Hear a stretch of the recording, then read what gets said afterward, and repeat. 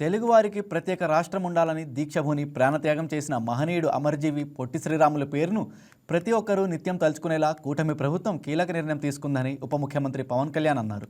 గ్రామీణ ప్రాంతాల్లో తాగునీటి సరఫరాకు ఉద్దేశించిన జేజేఎం వాటర్ గ్రిడ్ పథకానికి అమరజీవి జలధార అని నామకరణం చేసినట్లు తెలిపారు. అన్నపానీయాలు మాని 56 రోజుల పాటు మండుతున్న కడుపు, ఎండిపోయిన డొక్కకు బంకమట్టి రాసుకొని పోరాడిన మహనీయుడు పొట్టి శ్రీరాములని పవన్ కొనియాడారు. అలాంటి మహామనిషి త్యాగానికి నివాళిగా అమరజీవి జలధార పేరు ఖరారు చేశామని చెప్పారు. తెలుగు వారికి ప్రత్యేక రాష్ట్రం కావాలని చివరి శ్వాస వరకు పోరాడిన మహనీయులు పొట్టి శ్రీరాముల పేరును ప్రతి ఒక్కరూ తలుచుకునేలా చేయాలని పవన్ కళ్యాణ్ ఈ నిర్ణయం తీసుకున్నారని జనసేన నేతలు అంటున్నారు.